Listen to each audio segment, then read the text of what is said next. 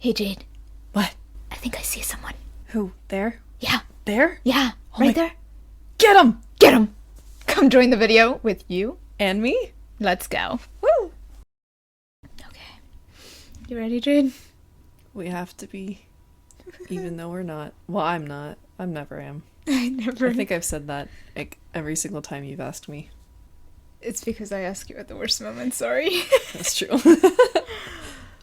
And so, my life came to an end. But that wasn't the end of the story. I don't know if what comes next could be called my story. But memories of these events linger in my soul. After being pierced by Deer's blade, I found myself looking down upon my own corpse. How could I have ever imagined that I would be made witness to my own misery, even in death? I watched as my eldest brother dragged me to the place of my crucifixion. Yeah, I think this happened in the very, very beginning. We were dragged, oh my gosh. And my soul, evidently still bound to my flesh, was dragged along with it, against my will, down to the nearby village. You have got to be kidding me, not this place again. Why is it ruins now? Because it's not good what's happening. The knights! The knights have returned from their holy quest! Because they were saying the witch lived there. Oh, how we've waited for your arrival!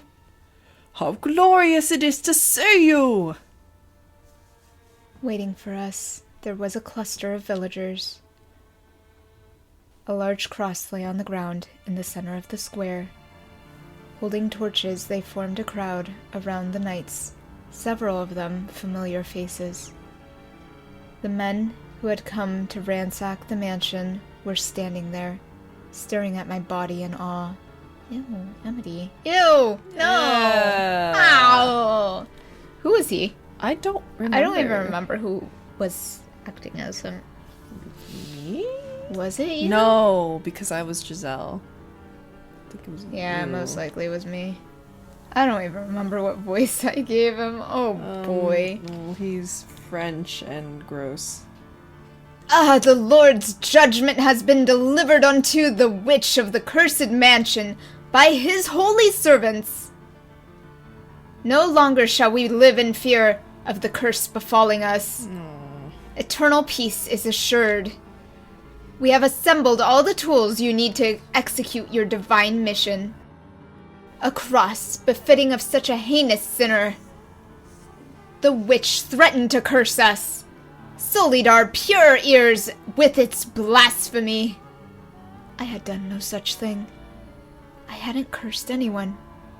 I had merely been defending myself. Well, he did say threatened to, not that you actually did. Yeah. They had been armed and outnumbered me, so I had said what was necessary to chase them off. Oh, now they're blaming him. Oh, whoop-de-doo. What, am I surprised? No, I'm not. Our poor harvest and our suffering at the hands of our greedy lord were all the work of this witch. Why then were they acting like I was at fault? Why was I the sinner, and why did I need to be judged? My soul trembled at the overwhelming fervor consuming the crowd. Their zealous desire to see judgment cast. So I prayed. I asked God to grant me the smallest of miracles. To let my voice reach my brother, who carried my body. Please don't do this, Michel, I'm talking to myself. Please don't do this, Deer. Please hear my voice. You know me better than that. You know I've done nothing wrong. Those men smirking at the sight of my body. They're the ones putting the blame for their sins on me. You know, he's saying a lot of clear words for someone who's dying, who could hardly speak in the hallway. No, this is him, I think, dead. He said he's witnessing his own death. Oh, okay. So I'm pretty sure this is all in, like, ghost form, Michel. That's fair. Sorry, I missed that. Please, tell me you, at least. don't think I did those things. Don't put me on that cross. If it was Mother who sold me out to the church, then surely you can give me a respectable burial. The nails and rope for the crucifixion are here. We would have you, O knight, deliver the Lord's judgment onto this vile witch. Didier, why do you say nothing? Why do you accept the tools this man presents you? Tools meant to punish me. Tell me, Didier. Crucifixion! Crucify it! Crucify the witch! My brother lowered my corpse to the ground and began removing my clothes. And in that moment, I realized the purpose of hanging someone from a cross. Overwhelmed by hopelessness, tears streamed down my face. Please, anything but that. I'm begging you. Don't expose me to these people. Don't expose my body. Didier!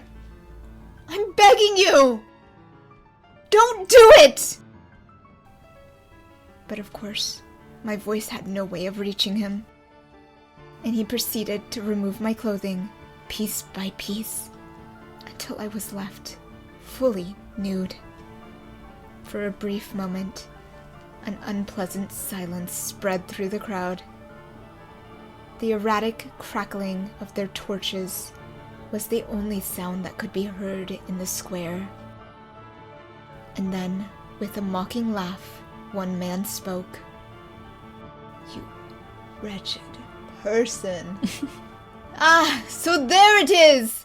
The devilish creature!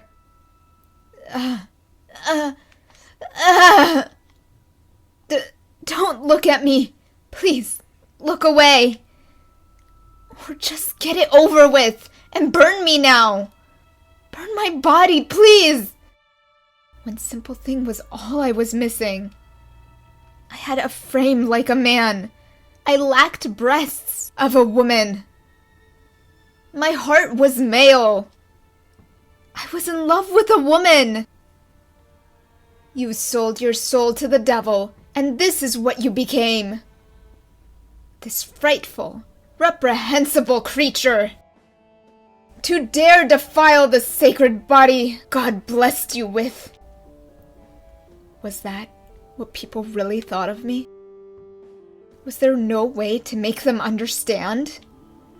Could they not possibly imagine how miserable it was?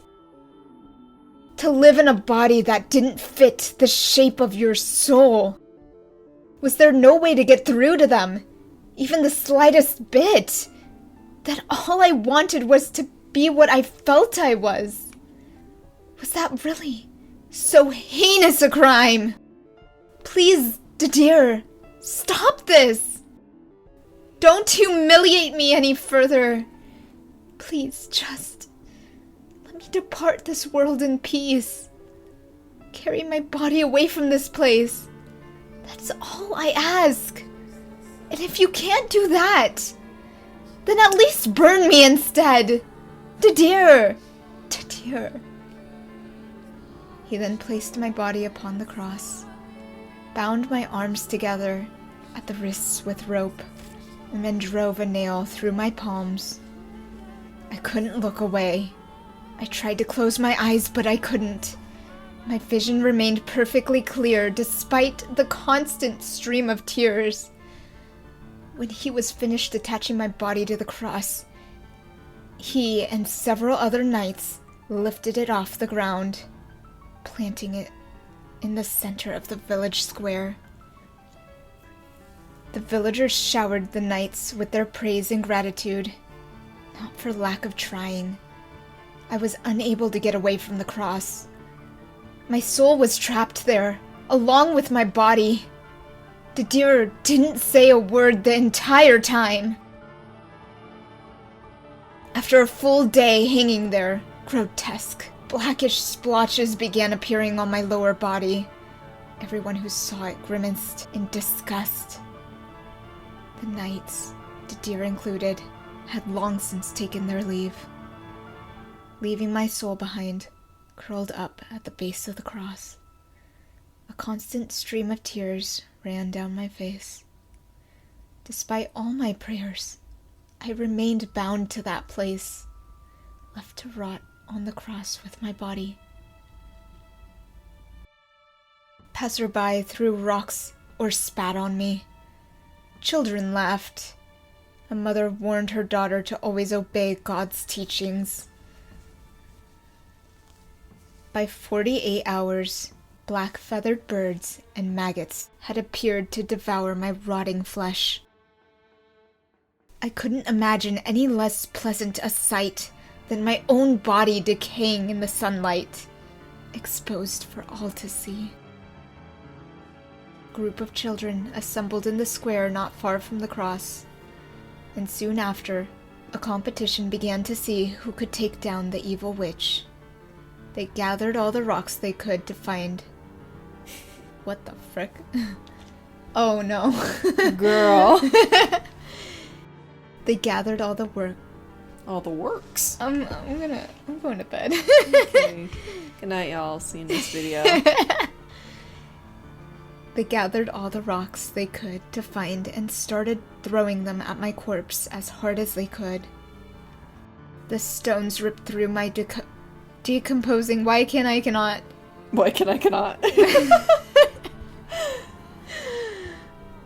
The stones ripped through my decomposing flesh, exposing bits of bone.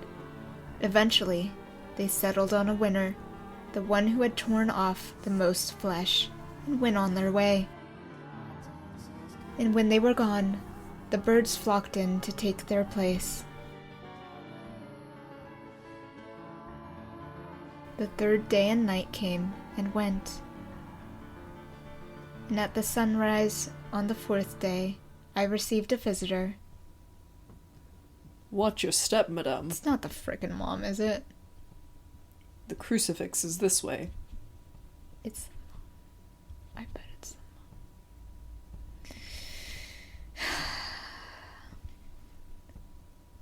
After everything I had been through, I thought nothing more could possibly affect me.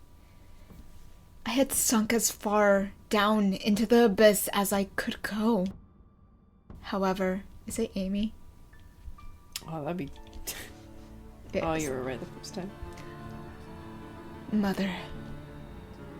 I knew it was her instantly. She was older and bonier than I remembered. She had bags under her eyes, so dark they looked like bruises. Her once lustrous blonde hair had faded almost white, but I would always recognize my own mother. What are you doing here, Mother? Mother! In the 13 years I had last heard Mother's voice, it had grown raspy and weak. But there were still distinct traces in it of the woman who had raised me, who had stayed by my bedside when I was sick. Though I lacked a physical body, I still felt a deep, piercing chill at the sound of her voice. Father, this is not my daughter. I did not birth this accursed thing. No. No, I am her victim! For years I suffered at the hands of this witch! She stole my daughter away from me, tormenting me endlessly, torturing me, trying to ruin me! A demon! You're a demon! Mother... I despise you, you foul, hellish monster! I loved you. You took everything from me. I could never bring myself to hate my birth mother. I feel nothing but revulsion for you. I loved you. An eternity in the fires of hell would be too good for you. I often disagreed with the things you said and did, but I still remember the feelings of your hand in mine as I lay sick in bed. I have absolutely no relation to this demon. I kept writing you letters, kept pretending to be a girl for you. Because I didn't want to hurt you. This is not my daughter. I couldn't stand doing it. Whenever I sat down to write one, I came out a horrible wreck, even worse off than before.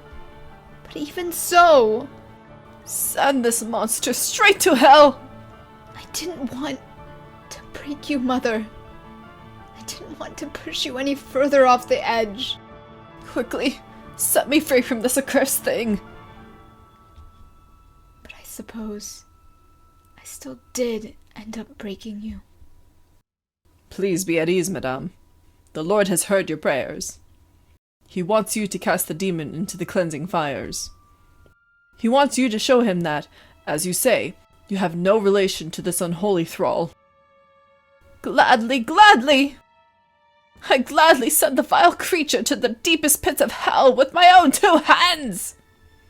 Her eyes swirling with every hateful emotion imaginable, Mother took the torch from the priest and tossed it into the pile of straw spread around the base of the cross. The flame crackled as it spread upward, consuming my body and filling the square with the putrid stench of burning flesh. Through the cloud of smoke, I could see a faint smile on Mother's lips. Mother, I'm so sorry. You had to give birth to me. When the inferno had devoured everything, and the cross itself came crumbling down, my soul was finally released from that place. Or rather, I suppose it was more shattered.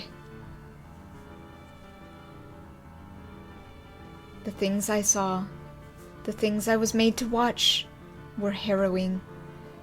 Morgana had been right. The anguish that came after knowing happiness was much greater than anything I had felt before. It eroded my spirit, drained me of the willpower to bear the sight of the world after death. But rather than give in to hatred, like Morgana had, I despaired of myself. I didn't curse or bear a grudge against anyone. I prayed for my own extinguishment. My soul began to crumble, neither ascending to heaven nor falling to hell, but fading into darkness everlasting. My fingers were the first to go, then my eyes, then my mouth. All sounds vanished into nothingness. My beating heart and all the emotions that had once taken root within it scattered like leaves upon the wind. My soul completely, wholly decomposed. I couldn't stand to allow my soul to return to the living world, no matter what it might take residence in. Some length of time later, I began to hear a sound, muffled and indistinct. No longer human in form, I had no ears to speak of, but the sound gradually increasing in volume. It was a voice. Where are you, Michel? What are you doing? I'm still praying. I'm still wishing for you to appear before me. Forever and ever and ever. And ever and ever and ever.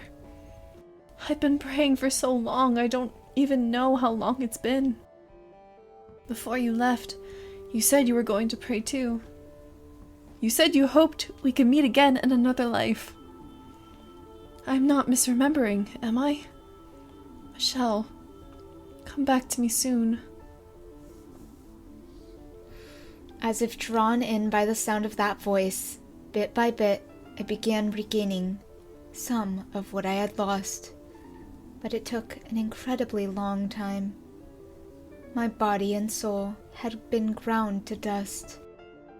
I had rejected myself, scattered it into the void. It would take several lifetimes to find and resemble all those pieces.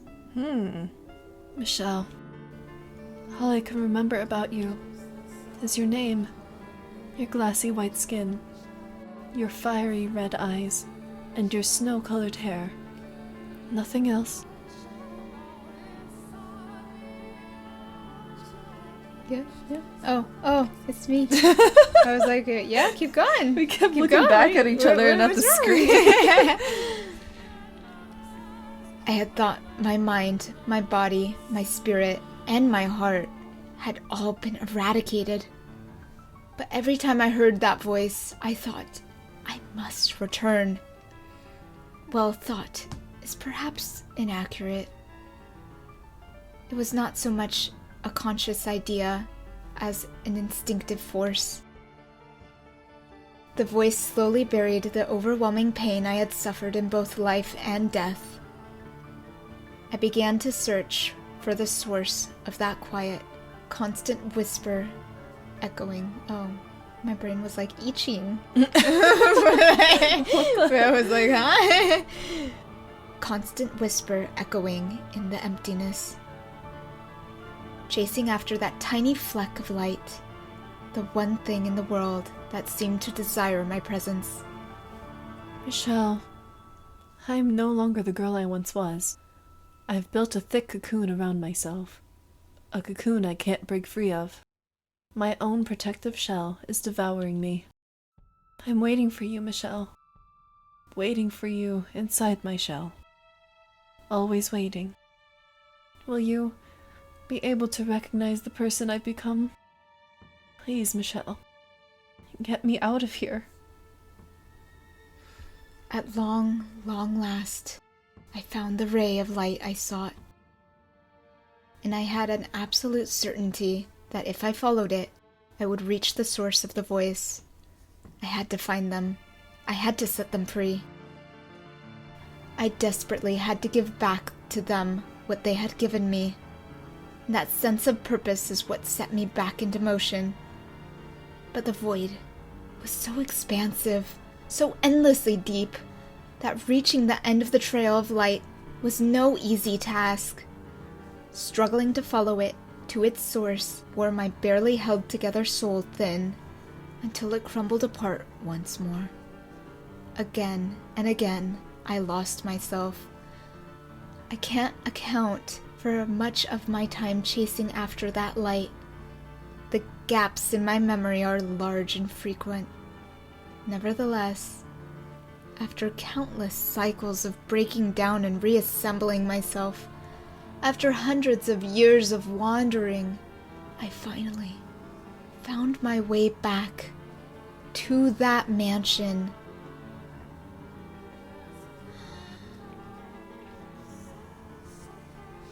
And when the two of us had our long-awaited reunion, neither of us were our old selves any longer.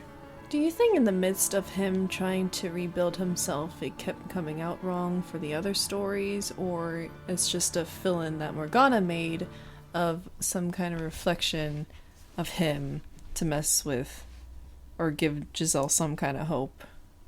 It could have been a messed up way of both in a way.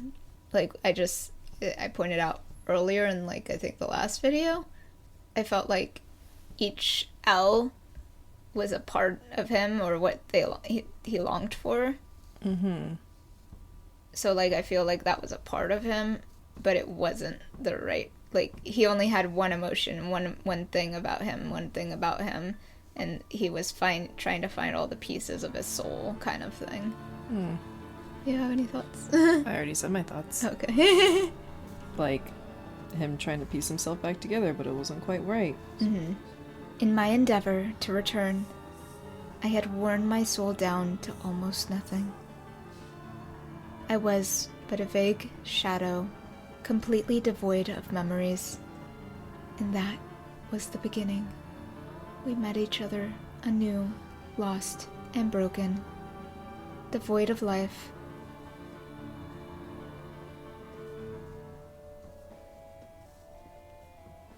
I never liked this room. I never liked this scene. The darkness here reminds me of my reminds me of my time in the void. of the despair that filled my shattered soul as it sunk into the endless abyss. Of the emptiness I felt as my body crumbled and faded into nothing. Why can't you speak? Michel, the poor soul who was named for an angel and born with a curse. Made to bear an unfairly cruel fate. I'm the only one who sympathizes with you. The only one who understands your pain. The only one willing to help you. I'm sure you're not feeling particularly fond of me right now. Not after I made you relive the past you so wanted to forget. Oh, are we back in real life time, or? It seems like it. Cool. Every moment of that despair. Not after I revealed your every last secret to the woman you love. But you must face the truth, my dear. You put your life, your very soul, on the line for this woman. And even she would not accept you. How do you know? Liar. How do you know? But as I have said before, that's the normal response. She is no worse than anyone else for it. You simply aren't something people can accept. You believed that even if your family wouldn't, that even if your dear brothers wouldn't, Giselle would be able to accept you for you. And that she alone was different. And that she alone was special. And that she alone wanted you in her life. That she alone would extend her hand for you. You never doubted that, did you? But Michel, hope exists to be crushed. And the stronger you cling to that hope, the more you have to lose. You can hear that, can't you? Her mocking you, scorning you, rejecting everything that defines you. The revulsion in her voice. This is the woman you fought so hard to get back. Listen to it, my dear. Focus on her voice.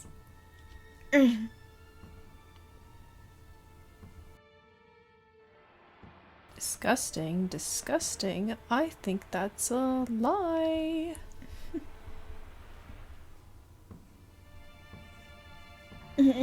Stop, please. I don't want to hear it anymore. Make it stop. Can you blame her, though? For hundreds of years, wow. For hundreds of years, she waited trusting you. And you came back to her, a woman, more than once. If you think about it, you betrayed her first. No, stop, don't, I didn't. Tell me, what was it like? How did you feel to be born and live as a woman? You spent your life insisting you weren't a woman, and yet your soul chose a female body to return in. Well, that's what I'm saying. Like, maybe she had a part in it, and how he would come back to fit her narrative for what she wanted. Yeah, that's where I think, yeah, you are right. I think she made Giselle brother, wrong person, Michel. I think she made Michel into Elle, the female version, just also to torment Michel more, too. That, and the men. And, you know, everyone really. Everyone, she loves tormenting everyone. That's her fun pastime. You do you, Morgana. Maybe play with your dolls elsewhere. I don't really want to be a part of it. Mm-hmm. All those gaps in your memory were from your lives as the white-haired girl.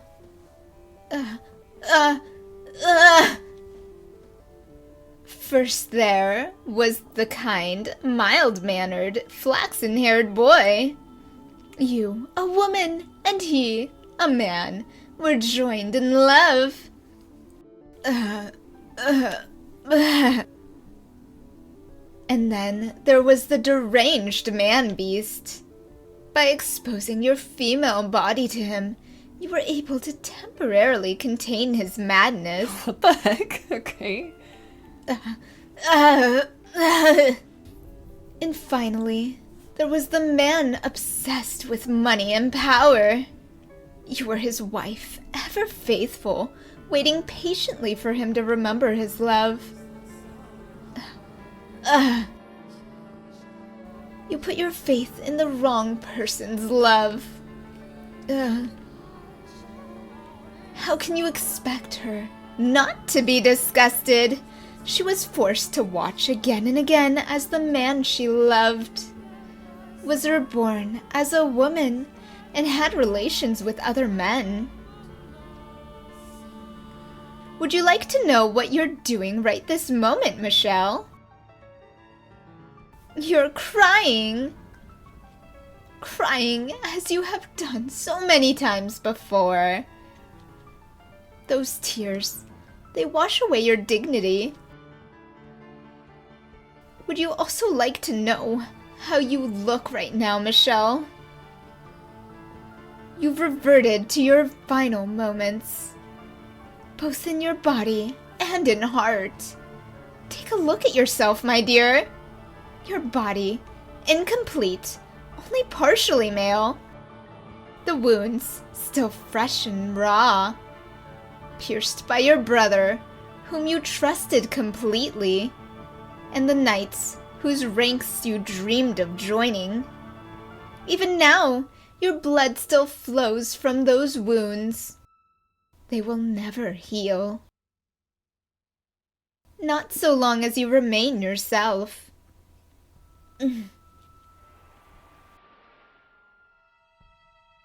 My boy. What have you done to him, Morgana? He's wounded, heal him. It's not pleasant, is it? It hurts quite a bit, doesn't it? I did not inflict those wounds on you, though. They are your own, and no one can erase them. You've lost everything, Michel. Tell me, what do you have left? You were robbed of your pride, your dignity, your life, your identity, your very existence. And the love you thought you still had? Well, she's gone, and left you behind too. Ugh. And still you refuse to curse anyone? Why do you not take what you deserve from those who stole everything from you? You have every right to vengeance, and I'm offering you the means to have it. Curse them, my dear. I cannot curse anyone. You disappoint me, Michel. But if that's what you want, if you won't join me in my hatred, then so be it. I will accept we are not as similar as I once thought.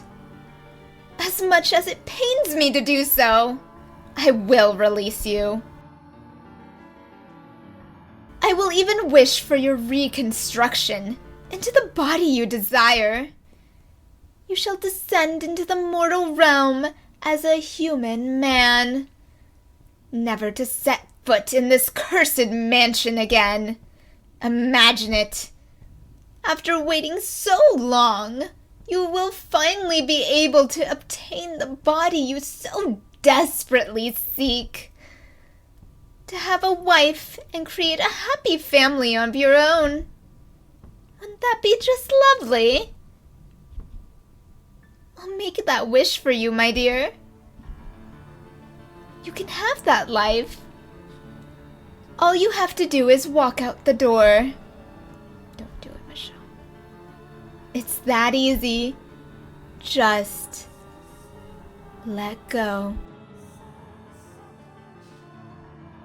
Let it all go, Michel.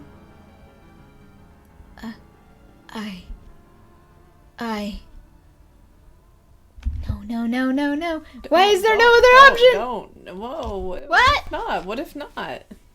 What if you just need to wait a second? The panic. Alright. We'll have to go again. Sure. I'm sorry. I feel bad. I panicked. I mean, I had a feeling that a choice box was gonna pop up soon, but I also saw that it only had one option, but I wasn't sure if it wanted you to wait. I don't know. It probably was. No, we'll see. Last time it was the opposite. That's why it threw me off. Yeah. You're horrible, Morgana. Because I'm thinking about those weird endings we did all so many Yeah. times ago. Yeah. Even when we did, we left her behind. And we were just kind of wandering off in the city. Yeah. Saying, I need to find her or something like that. Yeah. You've made the right decision, Michel. Your tragic tale has finally come to an end. You're free from the grip of this cursed mansion. Free to begin your life anew. I wish you a wonderful life. Richly fulfilling and abounding in light. For you, my dear friend, I will not cast a curse, but give you my utmost blessing. Farewell, Michel, until our souls cross paths once more in the boundless spheres of fate.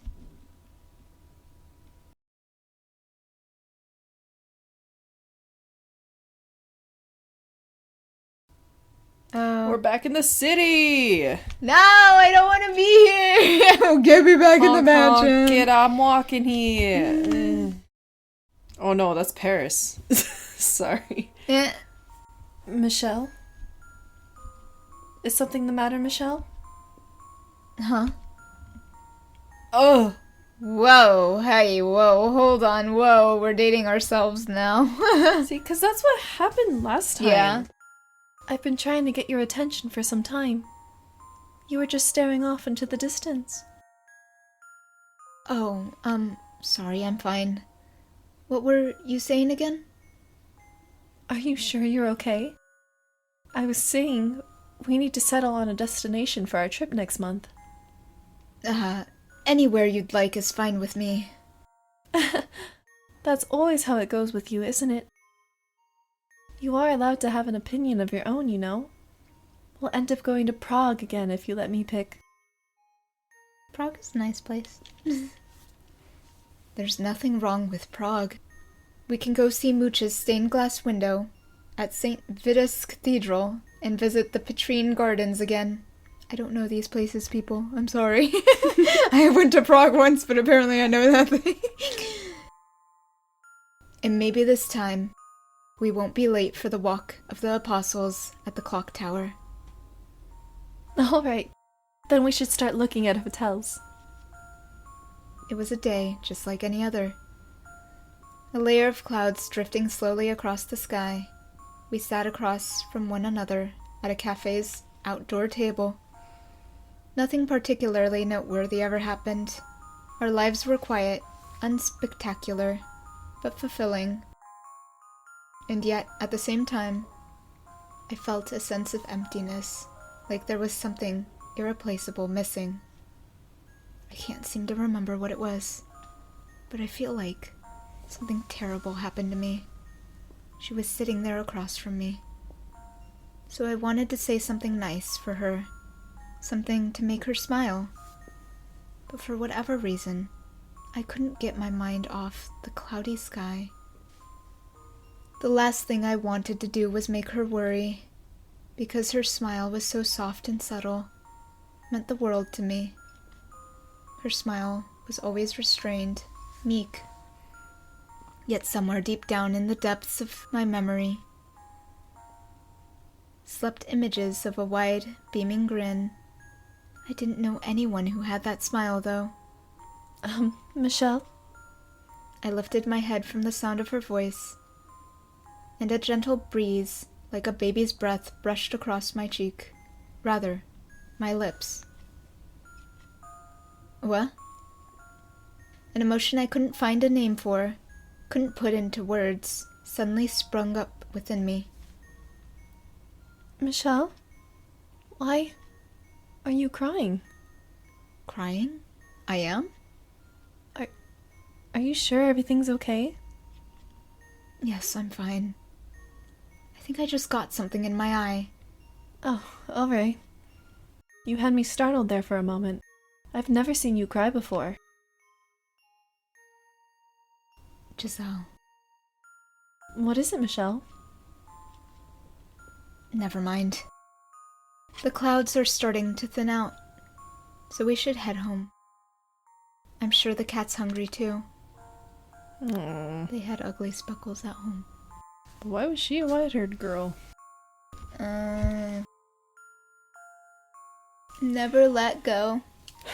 Never gonna give you up. Never gonna let you down. Around and desert you. Should we end it there at a bad ending? Sure. It is about an hour.